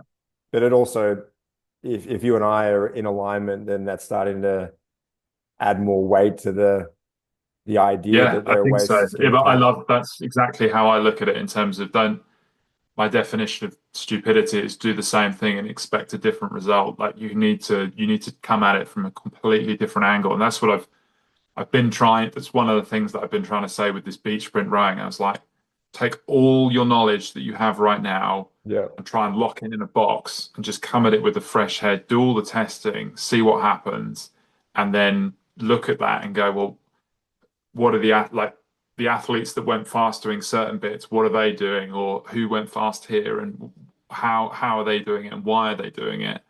Um, I think it's really important to, and then you have to be bold enough to go and do something that you may not totally believe in. I remember when I first started training with Mehdi Cordy, he's the track cycling coach when I Mm. first did the 110.5. And I remember one of our first phone calls, he said to me, he went, I'm going to make you do training that you will have never done before ever in your life. And you're probably going to look at the training program and go, well, this looks crazy. This is really How strange, he did said. But you get linked? How did you?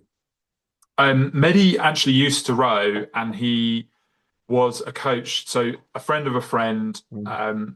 was a cyclist called Dan Bigham, who Mm. does a lot of aero work now. I know You of, probably know who he is. Yeah. yeah. So and Mehdi World coached hour Dan. record holder, or Yeah, just, correct. World record. or Yeah, he our still record is, just or he came up. just lost it? He lost it. He to Ghana. Ghana, Felipe Ghana. But Yeah, yeah, he took it first. So obviously incredible athlete. And yeah.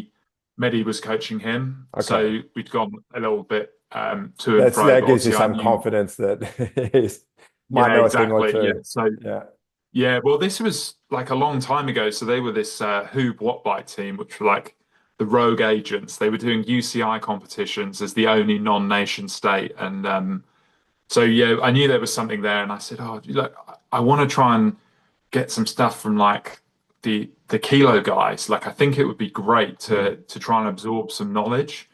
Anyway, he said, "Oh, you should speak to Mehdi." So that's how we got going there. And yeah, I remember when he sent me the training program, I went, "Wow, okay, I'll buy in. I'll do it." Because I've tried all the other stuff. Like yeah, I've tried doing a bit more, a bit harder of all the stuff that I kind of knew how to do and what I was watching you do. And I went, "Oh, let's just try something totally different."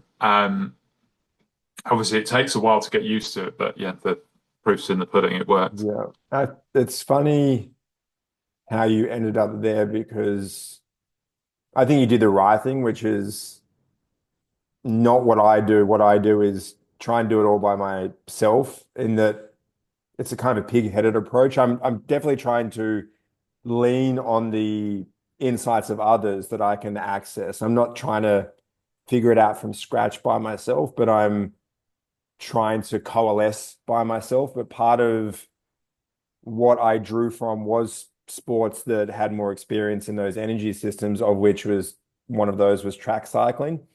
And I found it's like a blog post about the Australian track cycling team in the early 2000s, so around Athens, when they had guys like Ryan Bailey, and they were talking. This was one of the coaches who'd written this thing, and he'd said that if we have uh, an effort within a session, say if it's a flying 250, and they break, if an athlete breaks a PB in that session, they immediately shut it down because Yeah, they are like, when you're flying high at a rate that which if we keep going, you're going to flatten yourself for all of the work to come. So we just need to pack it in today. Like, yeah, are just really sensitive to the quality of effort. yeah. And he went on to emphasize this is a hard thing for people to swallow because of all the reasons. And I remember thinking, fuck, right, okay, well, that's a certain sort of discipline that from a rowing background, your discipline is I feel tired, well, you're going to have to keep going, not the inverse of that, which is I'm That's feeling totally, really good, so I need to make sure that I'm not overcooking it. I'd never had that it's experience. exactly like me and you. We had the exact same start to the journey. Like Yeah, that was the lesson that I had to learn very quickly with that yeah, sort of style of training. yeah. Um, Mate, we are just coming up on time here, and I feel like we can do this again, and I'd love to because I feel like there's another couple of hours where we Yeah, could definitely. kick this back and forth. And as your journey evolves, I'm curious as to now how you're going to be balancing coastal rowing, indoor rowing, and sailing, which is what keeps the lights on, as far as I understand it. And Yeah, even doing what you have done is has been, and imagine it complementary at times, but still requiring day-to-day balancing and week-to-week balancing, as well as periodization over a year, and getting to understand your background, and also that your sailing, I couldn't understand the extent to which it was, how much of your time does it occupy, but it's work, so I'd imagine it's significant. I'd also am curious as to, as you've seen rowers, I mean, there's been a long history in the America's Cup of rowers in sailing, and whether that's going fast on those catamarans has ever been a curiosity if you're too big for those. Uh, I'm which too big for it. is That is that basically what it the is? yeah. Yeah. There's yeah. Basically, it's I'm too heavy, too tall. Yeah, the box. I'm outside of the box parameters, unfortunately Okay. now. Well, Yeah, you would have done well with the back in the monohulls when Rob Waddell, for example, was That was my inspiration. So Rob was basically my idol when I was rowing. He was yeah. like, I had pictures of him on my wall, and I was like, I want to be a single sculler like Rob Waddell. Okay. And that's basically when I stopped. I was like, he used to do this thing, sailing stuff. Like that looks fun. Maybe I'll try and do that. That was basically my inspiration. Okay. Yeah. And we've come full circle. I not sure if you heard the episode I did with Hamish, but we touched on Rob and as you know, a freak within the New Zealand system. And I was asking Hamish, which athletes had you'd well, he was saying that we'd had guys from the awesome foursome that could sort of pass down. This is how we row a boat. And I said, well, you had Rob, and he said, yeah, he was, this other thing, Yeah. like some other species. And there was some rumor of him doing a very quick 500, but as you know, that within this space, there's some of these things, unless they're validated, they don't count for an awful lot, even though we can Yeah. imagine an elite international rower doing 1,000 or a 500 meter and it occurring, but then that time not reaching prominence because there was no Yeah. way to share it, but it Yeah. being true nonetheless. So I think that if anyone that we don't know about that's gone fast over 500 meters, he could have been that guy. But I'd heard sub 110. So I don't. Yeah. I mean, I wouldn't be totally surprised. Like especially when he went to like 125 It kilos or was it whatever. was Yeah. when he came back, so he'd still had Right. the benefit of that filling out his Yeah. frame Yeah. and knowing that he was a sub 540 guy before that. Yeah. So I think is when he came back and he went 536, Yeah. but that somewhere in there he still maintained his top end and so there was the right timing of Yeah. No, you wouldn't uh, put it apart at all. I'm sure there's guys out there like I would imagine Ollie Ziedler and Simon Van Dorp would have a very good chance of breaking that 1K if they wanted to go for it. But 1K 1K is interesting. The 500 I think is a different beast, but in any event, you'd have to know by now that you're in very, very elite, and I like to describe sprint rowing as it's a niche sport within a niche sport. It's yeah, yeah, super niche, yeah, but I personally know what it takes to produce near those numbers, and then what you've done is special, and your career is taken some turns, but where you are now is great and recognizable. And if you can dovetail what you've done into ending up at the Olympic Games, I think that's just a cherry on top. But everything that you've already done is something you can hang your hat on. So if you're feeling proud of yourself, I hope you are, because I think it's fucking awesome. And it's been great to have a chinwag with you. And I'd hope to do it again. yeah. It's been an absolute pleasure. It's nice to relive so many memories and bring them up, the good ones and the bad ones. So no, it's been a pleasure. It's so nice to talk with. I mean, you were one of the guys that inspired me to get going back into it. So thank you. But no, My yeah, we'll do it pleasure. again sometime in the I'll future. I'll claim this partial credit. If I can't be the guy, I'll take some credit for helping inspire the guy. Um, We're always just the stepping stone. There'll be a guy after me, and I'll just be the yeah, there will, same and one. it's good to I think to remember that. That's always been.